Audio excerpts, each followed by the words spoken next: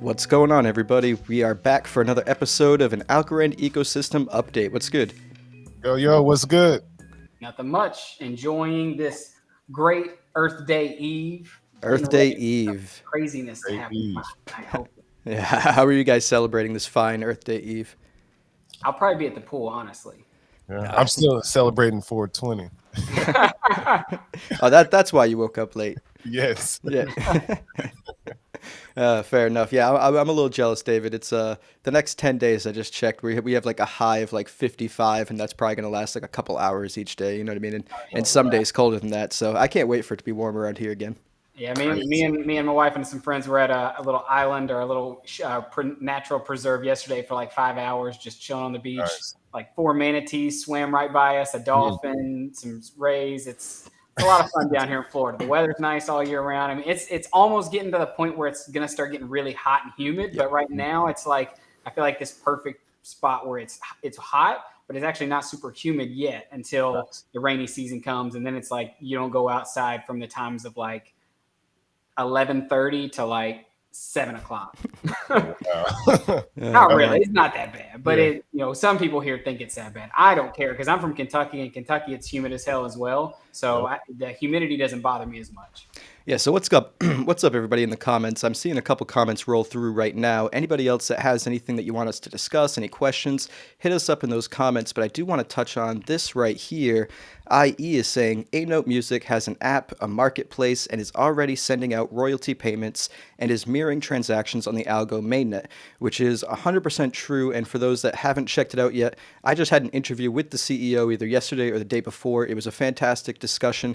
I even did a video on Anote Music probably like 9 months ago when my channel was still super small and the quality was not that great, but it's a project that I've been following for quite some time. So it was great to have that conversation the other day. So definitely go check that out if you haven't. Yeah, let's talk about that a little bit more. So what's the comparison to Opulus? What's some of the pros and cons? The comparison is they have had their platform out live for 2 years. They started on Ethereum and have shifted over to Algorand. They've been paying out royalties and selling catalogs of music for about 2 years now successfully. They're based in Europe. They're co-financed in part by the government of Luxembourg, which is pretty cool. Yeah, that's nice. They don't have a token yet. They are coming out with a token, I believe, next quarter. But that's 2 years of successful catalogs sold and royalty payments made before they launched a token. So it is a competitor to Opulus, but it's actually currently doing as it says, and it's not lagging behind its roadmap. What's the utility expected for their token? Like we know what Opulus is hoping to do. What's the Anotes? What's their utility for the token? We touched on that a little bit, and from what I understand, it's mostly just going to be a governance token of the platform. Voting like on blockchain? voting on like fees and revenue sharing models and like all sorts of things like that. I don't think it's going to be like the primary currency of the platform. I do think a lot of these artists and people like transacting in something more stable so they can understand what their income stream is going to be. Yeah. But you can purchase in cryptocurrencies. They allow various different cryptocurrencies to purchase with and cash out with.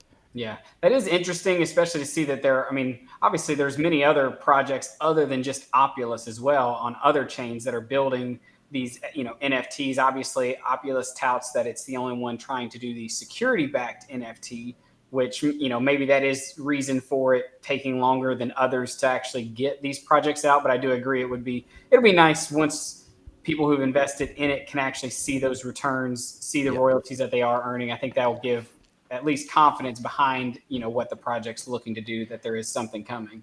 Yeah, the most popular platform that I know of that's trying to do the similar thing that Opulus and Anote Music are trying to do is Royal, and There you I believe that was started by a big EDM artist, and I don't believe that they are doing it the perfectly regulated way, which is the part of the supposed issue with Opulus and launching in the United States. I do also probably think that's why A-Note Music is primarily a European marketplace, Right. although they can have American investors.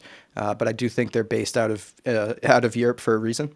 Yep. makes I sense. mean, that's also why you see so many projects, I feel like, based out of the US, just because Yeah, there's just so much strict regulation in the US for cryptocurrencies and stuff like that. So let's talk about your all's thoughts on these, Times Square, Algorand taking the billboards dark. Also, with obviously, I would hope some marketing beforehand that would prelude that. But what are your all's thoughts there? Yeah, I mean we've got Mel asking the question in the chats: is today the day Algorand billboards go on or off? I mean, depending on how you want to ask the question. Yes, that is today at 8 p.m. Eastern Standard Time. I The believe metaverse, I believe, is tonight as well, or is it? this I morning. thought that was tomorrow. I thought that was for Earth Day. Really early in the morning, I think. At Oh, 1 okay, a.m. okay, Well, for me, it's like 1 a.m. or oh, something. It's like okay, okay. 4 a.m. us. Okay. Yeah, I believe there'll be plenty of people from Algorand there. Algo fan, there's going to be a couple people. I believe Kelly from the marketing is going to be there as well. So You going? hopefully, yeah, I am going to go. I'm actually going to leave probably a little bit after this so I can get some food and stuff beforehand. How far away are you from New York? It's like a 2.5 hour drive depending on if I hit traffic. That's not bad at all. Yeah, it's not bad. I'll probably drive halfway, get some dinner, and make the other half.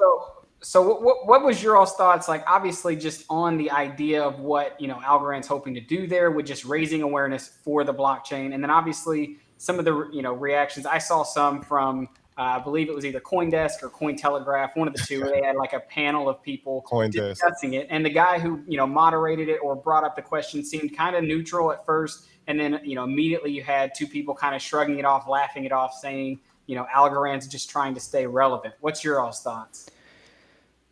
First of all, I think that's hella funny because I did watch the clip. He taking shots, and my first thought is watching them. And I watch his show a lot. They're Ethereum, Bitcoin people.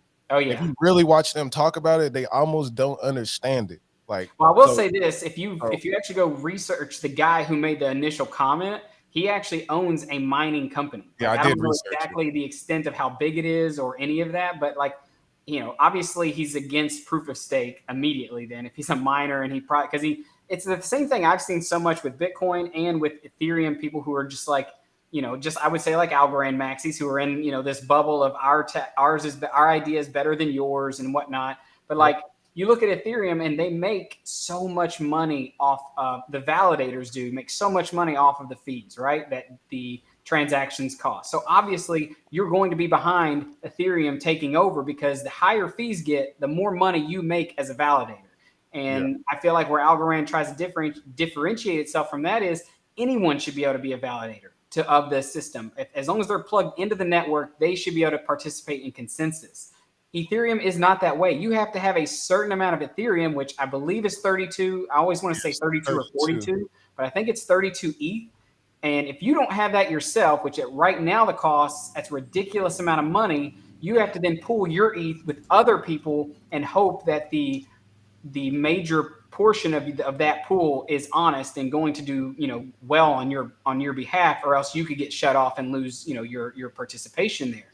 So right there, right off the start, centralized is all that screams. It doesn't scream decentralized. It doesn't scream what blockchain is supposed to be. Then you look at Bitcoin. I mean, I love Bitcoin. I love the idea behind it, but it's still centralized in a way of now the actual consensus or computing it takes to solve a block can be so extensive, and you have these big businesses and big companies that are renting out warehouses to fill these supercomputers in, that it's also not eligible for anyone anywhere just to start mining Bitcoin like it was probably 5, 6, 7 years ago. And so that's where I find it funny when I hear people from different, obviously they have big influence. They're either in Ethereum, they're in Bitcoin, they're in Matic or Polygon or Cardano or who knows what, but they talk bad about Algorand just because it's maybe overlooked. But I feel like it's overlooked for all the wrong reasons. Like, whereas the core foundations of like what a blockchain is supposed to be, it solves. It seems like everything is overlooked if you want to compare from price action only. Us over here at Algorand, we're talking about the real world use case in the tech. So it is a difference of like Algorand does not have a moonshot and it hasn't. So that's why it's not a conversation. That's how I'm seeing it overall. Yeah, I do agree for the most part that A lot of the bias in the broader community really just comes down to the price action, and people are turned off. A lot of it comes down to the fact that there were probably a lot of people in the ecosystem in the broader crypto community that purchased algo at the very beginning when it was like $3 and fell down just because they're like, yo, I mean, there's probably some merit to this. But people get burned on price action and then never look back. Really, that's what it comes down to. Once people leave their bags, sometimes a lot of people are will never return to them. So Yeah, Yeah, and and I that get part that. makes sense. I can only imagine the people who woke up to Netflix down another 30%, probably never going to touch oh Netflix my stock, god. maybe. That was crazy. Hey, so Bitcoin, I seen it a post. I think I retweeted, or JT, I seen you posted it. But Bitcoin is outperforming Netflix and all of these stocks Yep. that are Yep. dropping. Year to date. That's Yeah. Yep. year to date. There we go, and that's a great thing for the whole crypto market because it shows you that the whole economy is wrecked right now, and the volatility is not only on crypto; it is the market as a whole that has the volatility. Yeah, So it's like sometimes we that's all crazy. have tunnel vision with whatever we're Yeah. holding, and we just blame it. Oh, this particular stock or crypto must suck. But like, there's often, I mean, sometimes it is the case that whatever you're holding could suck, but there's often a lot more going on than just the fact that what you're holding may or may not be bad. I mean, a lot of people come to find out that once they decide to get rid of that stock, like a week or two later, that's when it finally pumps. So. Yeah, Yeah, I I think will say Netflix will it has recover been interesting based the past couple months to see like all the big tech that you've seen out there, and a lot of the companies that after 2020 were doing really well. It's not like they all are just kind of crashing at once. It's like they each crash like a month after the other, but they have a substantial crash, and that's been pretty interesting for me to see. And you've also seen some posts come out showing that leading up to those crashes, there were some insider trades that people were getting out. I don't know, obviously maybe knowing that obviously there's always the thought of insider trading information and what people know might come Yeah, down of the road, course. but that always makes me wonder about overall market crash. Are we, instead of seeing like something like an '08 type financial crash where everything just got wrecked at the same time, is this going to be more or less like a slow methodic just bleed out of certain sectors, just continuing to crash, and maybe the housing market is going to come next and things like that? Oh, I think the housing market's going to come down. I don't think it's going to crash, but it's going to come down, especially with mortgage rates going up. Um, but that being said, to your point about stocks, I mean Netflix in particular, they're a totally different beast. I mean Netflix was the first company of its kind to have its earnings report, so they were the first company to announce like, oh, we're not doing so well this quarter, and there are going to be other companies to follow as well. I mean this whole week, the next like 3 or 4 weeks are it's earnings season, so I Yep. think you'll see a lot of that happening. I mean, maybe not that significant degree, but if you look at the Netflix chart, it was pretty overextended anyway. Also, like if you look at the fundamentals, like their debt, it's like they can't keep trying to produce this content. And if you just using the site, it does piss me off as a user that now I'm paying like $16 a month, and The Office and a lot of shows that people were really loving are not on Netflix. And then it's kind of like with how tokens and stocks, you get the downtrend happening. Now I want to also cancel my subscription in solidarity with everybody else canceling. You know what I'm saying? And go and fully go Disney Plus and HBO, which are cheaper and they have, relatively the same type of content. Yeah. So yeah, that's definitely happening to tech right now. It's like all their weaknesses are being exposed, and it's going good for Bitcoin because Bitcoin is still strong. Okay, so Yeah. here's a good question. We got one in the comments, and it's only because just what I've done today. I kind of want to touch on. It says, if Algorand Oh, doesn't incentivize node operators, doesn't that mean it's centralized? So I literally went through this morning. I mean, this question kind of just lines up with some of the notes I was taking because I was trying to figure out some stuff. I looked at node operators for each of the major exchange that major exchanges, major cryptos that kind of we talk about on this channel and everybody pretty much knows. Algorand at the moment has 2,135 nodes running. Now, I believe, obviously, there's two different types of nodes, relay nodes and participation nodes that have like the specific keys and all that stuff. I'm guessing this is just the relay nodes, but I don't know that specifically. Solana has just under 1,500. Avalanche has just over 1,600, and Cardano has just under 3,000 and that was just going to each of their developer tools websites and getting the metrics off of their site. So, that's the extent of where I got that. Obviously, Ethereum, it said, had 275,000. validators. Yeah. And I wonder if that's people, like if that counts, if that means like there's 275,000 people that have at least 32 ETH, or like I don't really know how they get that I number, think but that's probably still counting the proof of work model, to be honest, because they haven't moved over. yeah, the proof. Um, Yeah. yeah. So obviously looking at that, and this is one of the things I've kind of wondered, and I've even asked questions to you guys, is that's the reason why I feel like so many people are still so invested in Ethereum and so invested in Bitcoin and so invested in the consensus mechanisms that pay you those big rewards for pretty much having the larger stake. And if Yeah. you look at Algorand, the whole idea is that with the random ability to choose who's going to be verifying the next block, it could be someone with 5 algo, it could be someone with 500,000 algo, and that's the whole idea. And then there's no reward for running those nodes. There's no reward for, I guess, helping to decentralize the network. And I actually spent this morning setting up a node. So I have a relay node going at the current moment. My node, I got to catch up, but I'm on, let's see. How long did it take you to set up? I'm on block 20 million something. So I don't know exactly how many blocks the full thing is at yet. It took me about an hour, hour and a half.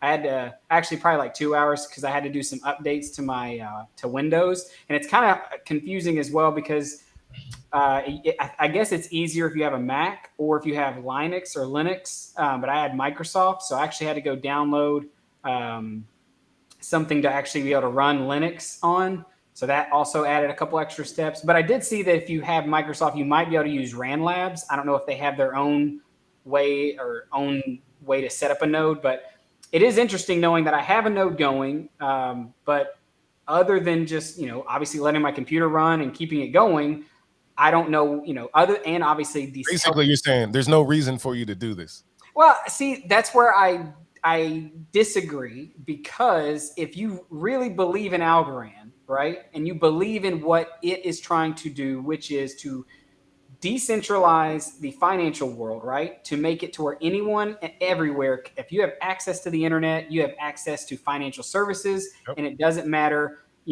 what status you are and how much money you have. Just like anyone can get a wallet, and if you have internet, obviously, open up, create an Algorand wallet, pair a wallet, fund it, and then you could plug into AlgoFi and start earning some good yield. Whereas in most countries or most places around the world, you would never see that kind of yield. So going back to my point, if you really believe in Algorand and what it's doing, then yes, the incentive to operating a node and helping to decentralize the consensus is because you believe in that, not because you're going to get rewarded with money. Because I believe that if the moment you put those big rewards on running a node, it becomes centralized, because then the people with the most money can go buy up the most stake, and then they have the most access of the network.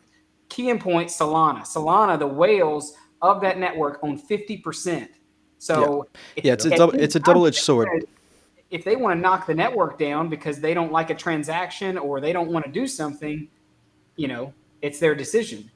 I hear you on that. Not about getting rewarded. I understand, but in terms of when you think about the Ethereum people, it's like, why would they leave to go do something like that? Especially, well, maybe if they don't have a stake in it or care to use Algorand platforms they won't. at the moment. Yeah. Yeah. That's So the it's whole like, idea. And that's the reason why they won't leave, is because, I've seen so many pumpers of Ethereum, and I've talked to them about Algorand, and I've talked to people who I know are validators. They are never going to leave being a validator on Ethereum when these gas fees are so expensive and they're raking in the money.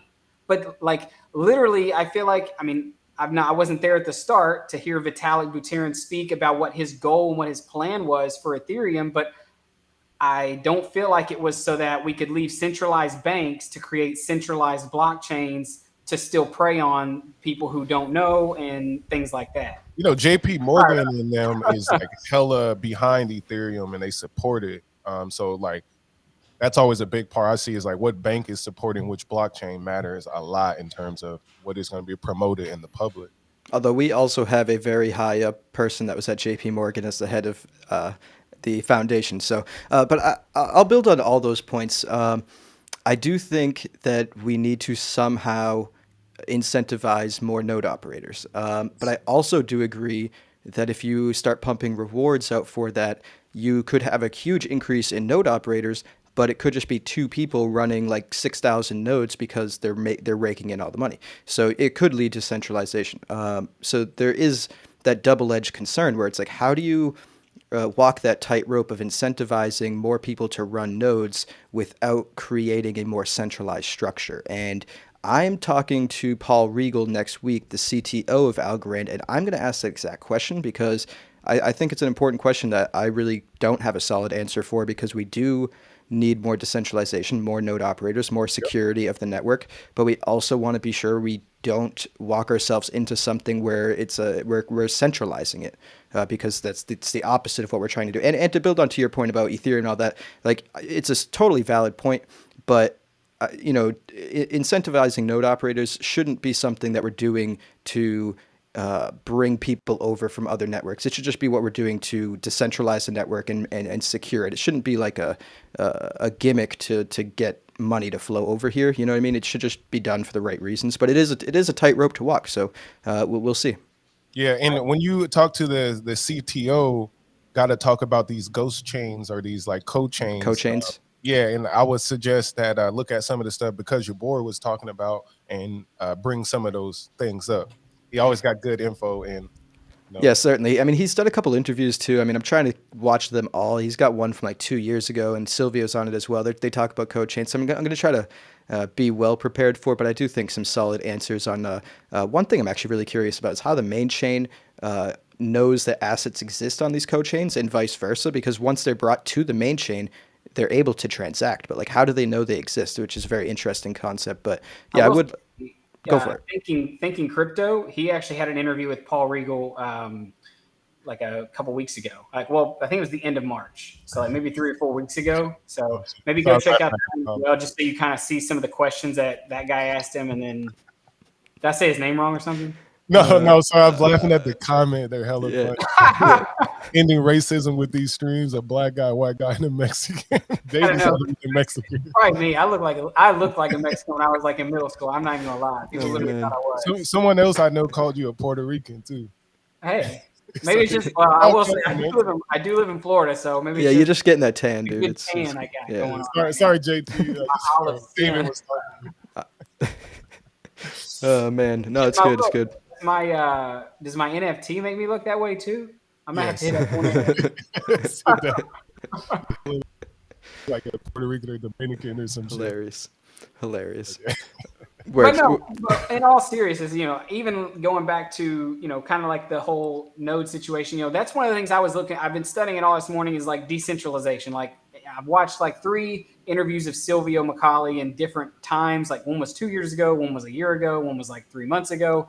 And each of them, he talks about how Ethereum, Vitalik Buterin says the trilemma. You can't have all 3: scalability, decentralization, and security all in the same. One of them you have to sacrifice, and he said that they ended up sacrificing decentralization.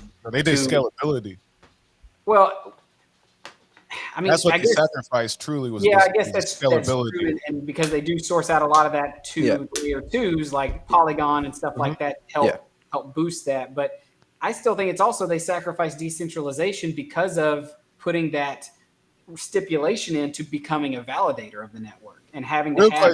Another question is also about the validators. We're like the charts with like Bitcoin. Bitcoin is still the most decentralized in terms of holdings.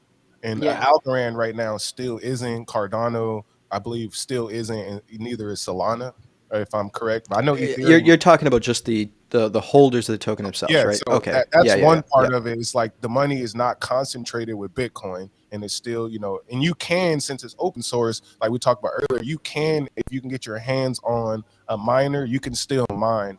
It's not locked up. You don't have to, so Bitcoin is still able to tap in with that open source. Ethereum is what you said. Yes, you need 100K to actually participate, and that's not true with Bitcoin. Yeah, and to your point about Ethereum, they actually they kind of switched it around, because they sacrificed scalability, and they had their decentralization and what have you. But when now that they're switching to ETH 2.0, they're kind of switching that. So they want scalability, but they're sacrificing the decentralization now. So they kind of, they're just switching around what they're sacrificing. They're really still not solving the trilemma. And it's like if they do the merge, if it all happens. So like that's And why they, what yeah, Silvio's point is, it's like you true from that last interview, I think it was CoinDesk or whatever, but like you can't have a healthcare infrastructure on one of these blockchains, period. It has to be up and running. That's why I'm still like more power to Algorand in the future, because it's the only one still that makes sense. Again, we talked about this before. I use other blockchains. Sometimes it freezes when there's a launch. I can't get my stuff to go through. And you can't have that situation happening with governments. yeah. And going back to IE's point here, that he's making some good points. Running nodes isn't free, which Facts. is true. I mean, but in current design, it is extremely cheap. It is like especially for Algorand. it's pretty negligible for Algorand. However, there is a caveat to that, and that is when we do those full upgrades and eventually make it to 46K TPS, as they say we will, that will require more energy on the nodes, and it will be interesting I'm not entirely sure they'll be able to run them on those Raspberry Pis that you can currently run the network on now. So that is actually something I'm also going to ask Paul Regal, because certainly very interesting questions, if not important, for sure. So let me At ask the you this. very, I'll say Go just ahead. real quick, at the very beginning, Algorand, set up with different university partners and all that to do the decentralization. And I'm pretty sure they're on most of the continents in the world right now, other than I think Antarctica, from my research. All the nodes. Somebody down there got a relay node, That's holding the interesting. network down. Yeah, so it's like so when I think about the decentralization, like what happened with Bitcoin in China, one country could still say we're not going to do Algorand, but Algorand will still survive, and that's what it's still beautiful. Though it's only 2,000 nodes, but they're spread out pretty Yep. fairly. Yeah, and So and the numbers you were giving out before, although it's not comparable to Ethereum yet, I will be really curious to see how that does happen when they switch, because the cost to be a validator. But that being said, it does seem like we're ahead of a lot of the other smart Yep. contract platforms that launched around the same time as Algorand, which is certainly a good pace. But let's answer a couple more of these questions real quick. We've got Oysterpack tuning in, asking Good us, voice.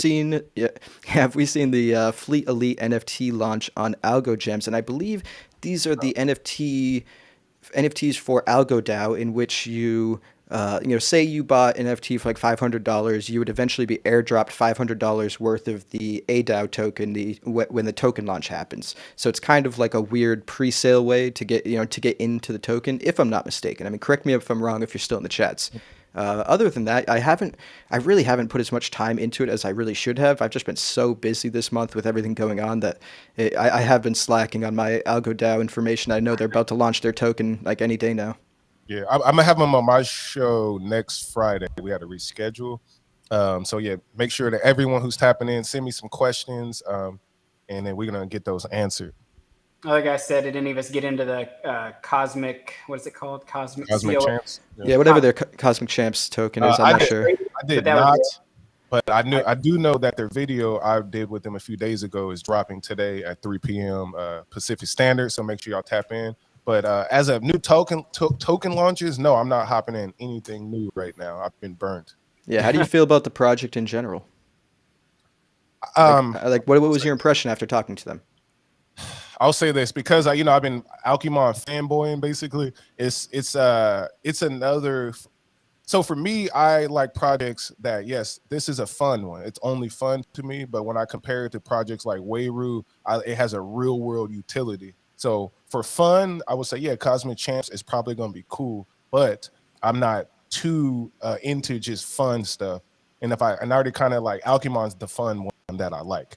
And so it's just similar to me in terms of it's just fun. So I'm no knock to it, but in terms, what I did like, they say that you can play their game when it drops without having a wallet enabled. So they're trying to do a mass adoption play as well. So that's one thing I do like about it. Yeah, I mean, it looks like so far it's been a successful launch. I mean, it's up 104% in the last 24 hours. I mean, I wouldn't be chasing it just because, I mean, as Look you at the said, first candle though. That means yeah, that's just liquidity, you know? Yeah, I mean, this was the hype launch too, but in my opinion, it's got 57,000 fully diluted market cap. I mean, 57 million, not thousand, sorry, excuse me. And no product out yet. I do think, Yeah. yeah, No it totally product. That's could, the point. I'm not it touching any games unless I actually can play it, and that's what 100%. the And it comment said. totally could be super successful. I mean, if you're going to jump in, definitely, try to use a small percentage of your portfolio, of course, Yeah. but from my Well, I just perspective, I'm not jumping in, but I do think that I will check out that conversation you had with them. yeah. It was a good one, but like I said, it's a game and it needs to be out, and it's not, so I have to wait. Oyster Pack is saying that my interpretation is correct, which is good. I should definitely look into it a little bit more, though. Yep. All right. All right. What's next on the agenda, guys? What are you guys seeing out there? Well, we were talking about off of camera. I was using pactfi because I'm about to trying to get ready to do some tutorials, show some family members about how to bank themselves. But I have a beef with it right now because I'm used to using algofy where I supply or stake and then my rewards immediately start to accrue. And pactfi, it's been a day and a half, and I signed up after a epoch or whatever, so I Yeah. missed the clock. Now I'm waiting a day and a half without any rewards. So I don't like that part. And I'm in the same situation with Tiny Man right now too in the pools. Yeah. Yeah, I get that. As we said too, I mean, I spoke on it, and I don't necessarily mind because those rewards are accruing. So it's not like you're not getting them, and they just haven't hit Yes. your wallet yet. Unless you leave before the epoch or period, then you might not get that day's rewards.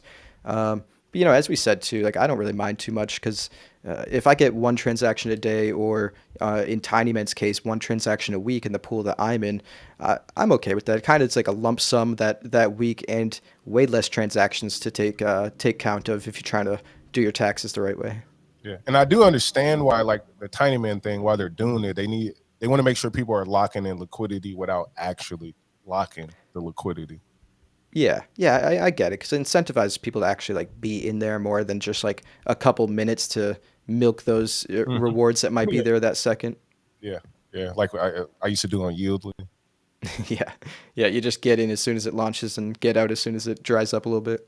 Yeah, What do you guys basically. think about Yieldly right now with the obviously the nerd token thing? That was I was watching the Yeah. APY with some craziness, and it ran up a decent amount. The nerd token did, and then it crashed already on the other side. Yeah. And then I think in obviously one day. Cosmic Champs, it just got listed, and obviously it has a exponentially high APY that it's saying it's paying out. I will say this: even back when I was using Yieldly more, is I couldn't really. And I've seen some people say this as well, but the APY that it said you were supposed to be earning wouldn't actually add up if you did the math.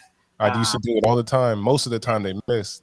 Yep. Yeah. So I am curious, and it's also still very interesting to see that they've still not fixed this way their app tracks the Yieldly price. It still shows the price of the ETH or the ERC and not the ASA, and so it still has Yieldly as 0.006 something or whatever instead of where it's actually valued at. So it is interesting that they're moving forward and almost like just trying to like pick up from where they left off without fixing that issue. There's still the whole headline thing Mhm. that I know a lot of people were talking about with still not getting compensated for whatever was going on there. So what are your all's thoughts? I'm still not using Yieldly. I'm still waiting, but didn't know what you guys were thinking. I'll just chime in shortly. Like I'm not using Yieldly, and I'm still confused about the why launch because I do know the Cosmic Champs is supposed to launch on Yieldly, but they launched their token on Tiny Man, and they're only doing a staking pool on Yieldly, so it just sounds like a staking pool. Yeah, the whole thing confuses me. Confusing. I still use the app a little bit, but just because I'm staking XCT tokens in that XCT distribution pool. Otherwise, I mean, I honestly log on like probably once every other week to claim those rewards and compound them just because I always forget that they're there. Yeah. But I did want to mention just on rewards in general, in case people didn't know, a lot of apps use APY like Yieldly, but pactfi and a couple others use APR, and there is actually a significant difference. And when you compound this APR out and you compound it daily, it turns into a significantly higher APY. I don't know the exact number, but 130, I think, for this number for the yeah, 52. I believe. Like yeah, a some of them, yeah, some of 1.5. them are substantial. But yeah, definitely if you're ever curious, check out what the conversion is because even though some of these numbers might seem low because you might not know the exact difference between APR and APY, APR when converted and compounded is a higher APY than shows. Yeah, All right, let definitely. me And ask that you took me. Oh, go ahead, David. about this Cosmic Champs thing, since we were kind of talking about that before we get to our. I just see now that a minute or 1 hour ago, Borderless Capital tweeted out, "Congrats to our portfolio company at Cosmic Champs for the successful COSG token launch in partnership with Tinyman. Borderless has participated by contributing significant liquidity to COSG pools both in Tinyman and Yielding Finance."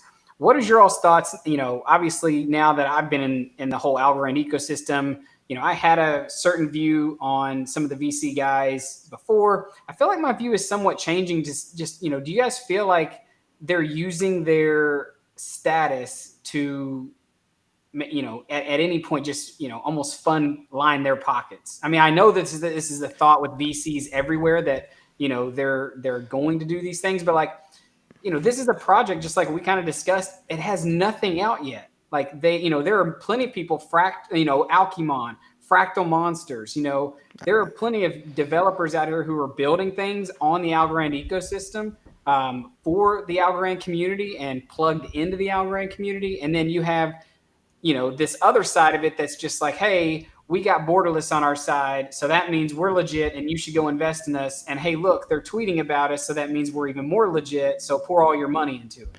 Well, yeah, it certainly does help a project look more official. But as we mentioned in private, you got to take VCs with a grain of salt. They're, of course, out there to make money.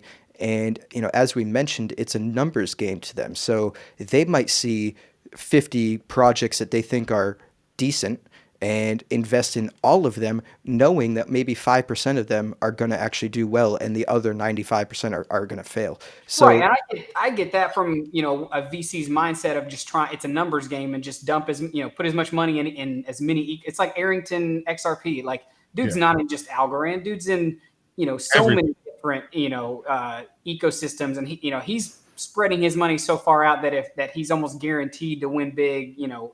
Everywhere some almost. point. Yeah, But my thought is, does this make you look at Borderless Capital in a negative light when they tweet things like this? Because this has pull, I feel like, in the world we live in. There are people who follow bigger figures like Scaramucci and the Four Bulls and even people within the Algorand Foundation who look at them to give not financial advice, but to speak about projects that are legit and that we should trust. And we've already seen things happen with certain projects that they've put up to light. And for them, yeah, they may have invested 50,000, 100,000. I don't know how much money they actually put into this pool, but to them, it may not be anything, but to someone else, it could be a lot. yeah, I'll just say, I mean, it doesn't really shift my opinion because I feel like my opinion has always kind of been shifted this direction. So I don't know. Like I said, you really just got to take everything VC money says with a grain of salt for sure. yeah. Like I would agree with that. It's like the question is this: if I'm putting money into it, why wouldn't I promote it? Right. So it's like they have to, or otherwise, it's like what's the point? And overall, as we always say on here, you got to do your own research. Literally, go check out. That's why we have these founders and stuff hopping on the channel so y'all can hear directly from them and get an understanding of actually what they're planning to do and what they're doing. So that's what we always like, leave questions, leave comments. These people will talk back. Then after you do your research, make a decision. So let Yeah. me let me see this. Sorry, go Do, for it.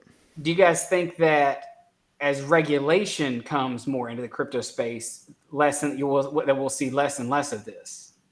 Real quick, with regulation, I think what Algorand is primed for regulation, being MIT. They're also I forget what's it called, SAFE, or the Arab United Emirates and all that. They approve Algorand's blockchain, so they're ready to go for regulation. They're American born, basically. So I think regulation would be great, and regulation is going to attack stable coins, from my research understanding. Yeah, I think honestly, I don't think stablecoins are going to get hit as hard as people think, primarily just because they help propagate the U.S. dollar's dominance throughout the space. So in a way, it's kind of helping the government. Yes. That being said, I don't think it's going to really help because in fact it could actually make that a little bit more prevalent just because you'll have more big time investors that feel okay with investing in the space. Uh, but that being said, I don't think it's as big of an issue as people make it out to seem. I would personally, though, like to see somebody like Borderless Capital, instead of investing in Cosmic Champs, just putting a couple hundred, put like a couple $1 million or whatever, boost up the TVL on some of these apps and just have the, like, Yep. I don't know. It's just such an interesting thing that they're spreading their money around all these bizarre projects. And I'm not saying they're not good projects. It's just there could be better uses of the money currently for the Algorand ecosystem. But yeah, we'll see. We'll see. And someone says one Forbes article talked about BlackRock partnering with Circle. Yeah, I read that. They are Yeah. partnering with Yeah. Circle to help make sure that they got basically their USDC cash in vaults locked up so they can prove that they actually have what they say they have, unlike Tether. Yeah. I mean, hopefully that's all it is. But I don't really trust BlackRock, so it's like it's one of those things. Yeah, I You bet you you don't trust the company with that holds almost all the world's all the assets. money. Yeah. Yeah. But I think They're Algorand has probably the good people. future being a stable coin platform too, because like yeah, just the fees and all the same reason why we love Algorand's like payments and processing with stable coins would be so easy. Yep. And this is a good question we have being asked by, I believe, Jake. What happens on pactfi? And this is actually for all of these DeFi platforms right now because they're all getting these rewards. But what happens when the liquidity rewards program concludes? I didn't know it was on the 2nd of June, but that's good information. Thanks for letting me know. Thanks.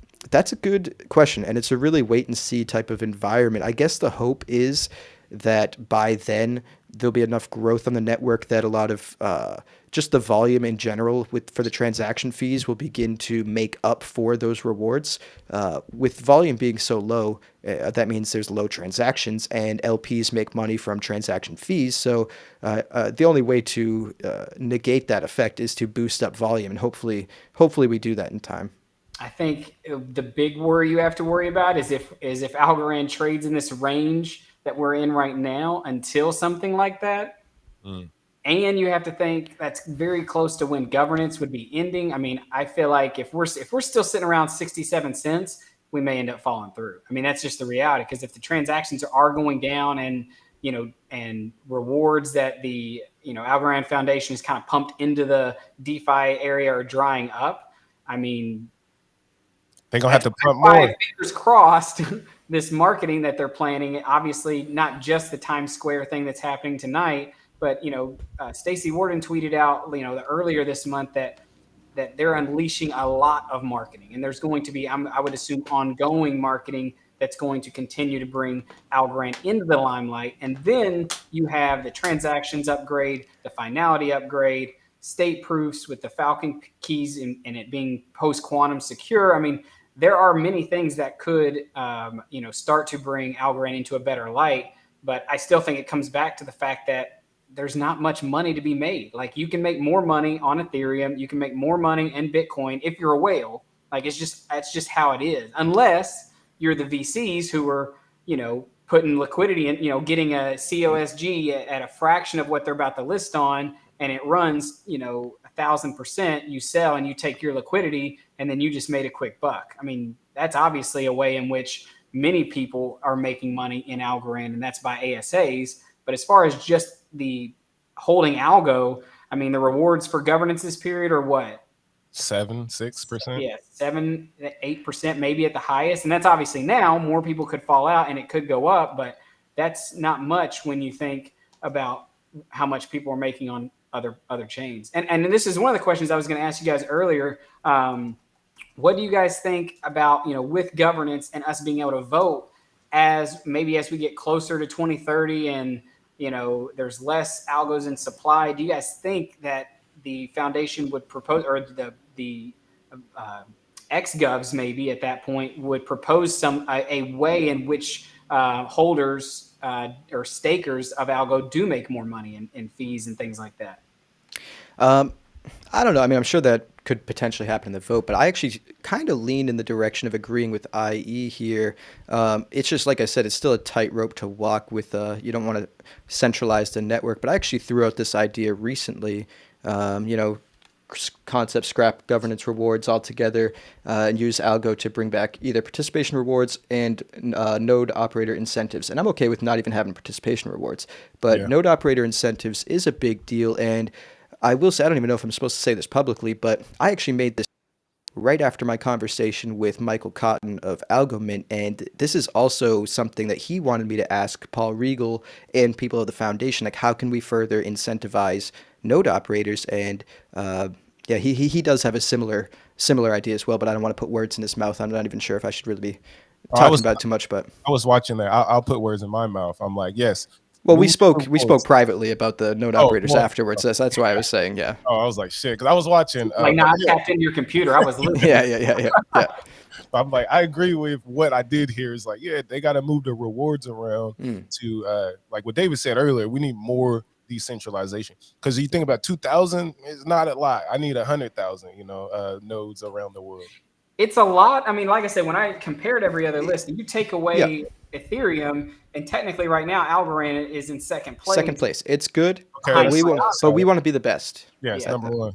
That's what it comes down to. And I feel like it's also, maybe this EVM compatibility, and once people who are coding and creating on Ethereum start to see how maybe that it is easier. Obviously, I'm not a coder, but they see that it's easier to code and create these DApps on Algorand, especially with the state proofs and some of the other functionalities. I mean, this is also going to make it to where once we have things like Algorical and like a chain link for Algorand, and we can actually do more with the smart contracts, like it's, I just feel like Algorand right now is in just a very pivotal area, but I feel like it's it's primed. Like it has all the developers building the tools needed for it to be successful. It has all the upgrades ready to handle the migration from other chains to come and build and it to grow here, and for it honestly to become that ETH killer that we've heard people like Scaramucci say, and obviously it's been touted if you read articles, but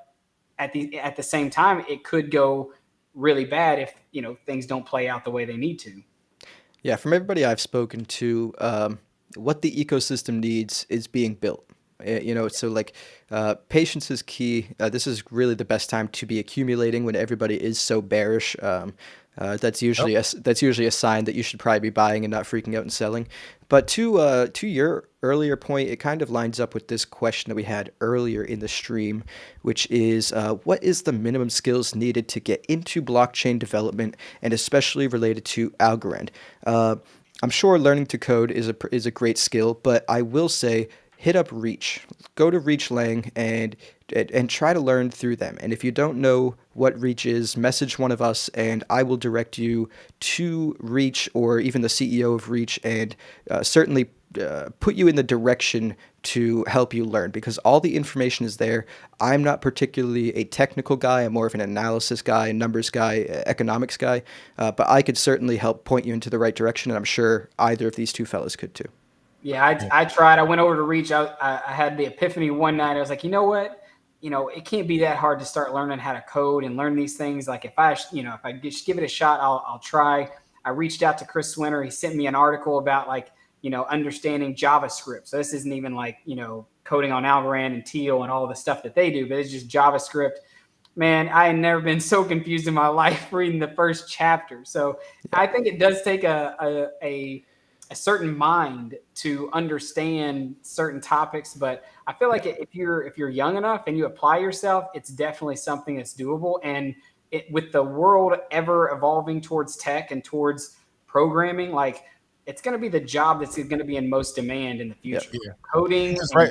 blockchain security, or not even just blockchain, but just security and of websites and of data and stuff like that. Like that's going to be some of the wealthiest people in the world in 5 to 10 years. And you're going to see a lot of trades, not making nearly as much as people who can offer those type services. Right now, it's already higher paid than most trades already off the top. So you got cybersecurity is huge. And from my understanding, that is the fastest track to get into developing. And you got front end, you got back end, you got UI design and UX pretty much.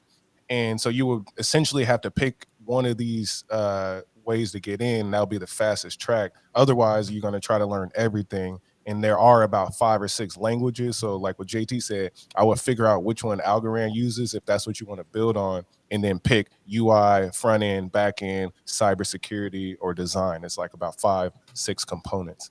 Yep. Yeah, and Algorand primarily uses Teal, but Reach is able to also deploy their language on Algorand, and from what I hear, it is simpler. I would like to learn how to code. I love numbers. I'm a math guy in general, so I don't think it would be that big of a stretch for me, but it really comes down to the time. I mean, my 2 things that I'd like to do is actually learn 2 languages, one being a spoken language and one being a coding language, but we'll see how that goes. Nice. I got a similar plan. But yeah, coding's out the window because I'm like, I don't like typing. Like I could barely get my keys.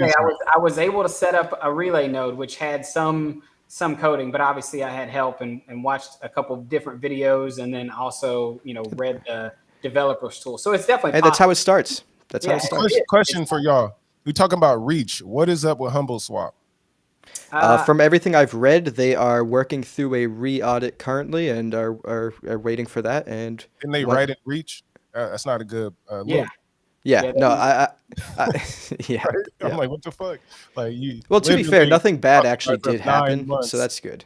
Yeah, like 9 months I've seen them talk about Reach, and then as soon as a Reach project drop, it goes down in like the same week.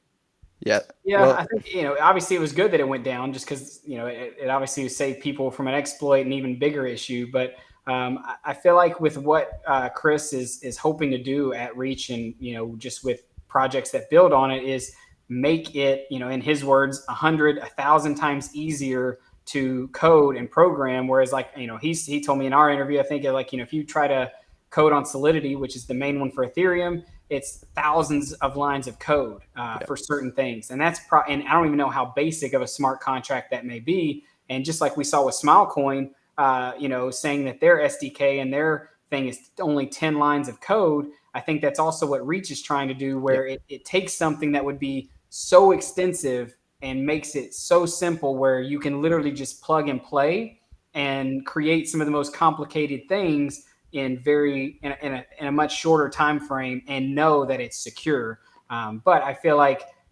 even with Algorand, like there's the infrastructure and things still have to come up before we're going to see that. Well, yeah, and to everyone's point, it is a great point that both of you had made, but Reach really is just trying to take more complex coding and bring it down into like 1/10 of the amount of coding needed. That doesn't mean you can't still make a mistake in the coding.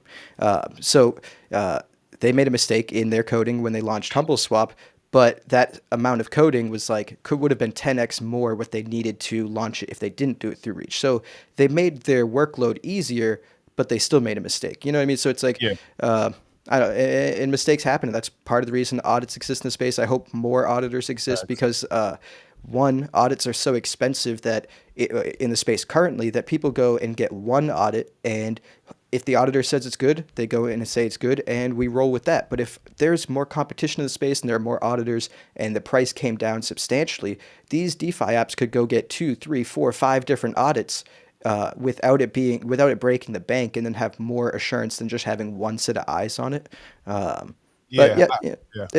being said, I think that's growing pains of early innovation. Yeah, I think so. More audits would be definitely better. Yep. All right. Well, I feel like that was a great episode. So why don't we wrap it up there? Yeah, let's wrap it up.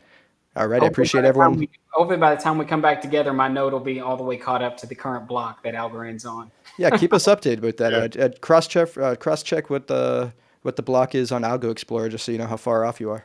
Yeah. I also want to know if there's a way to actually check and see my node from another endpoint, I guess would be the word, from my browser history. Can I go search certain nodes and actually see what mine is, where mine? I don't know. There's so much I still have to learn, but I'll have to do a lot of Googling. Hey, one step at a time. You're getting there. Yep. All right, everybody. I appreciate everyone that tuned in and everyone that messaged us in the comments. We'll be sure to see you again in the future. Yep. See you guys. Peace, y'all. Take care.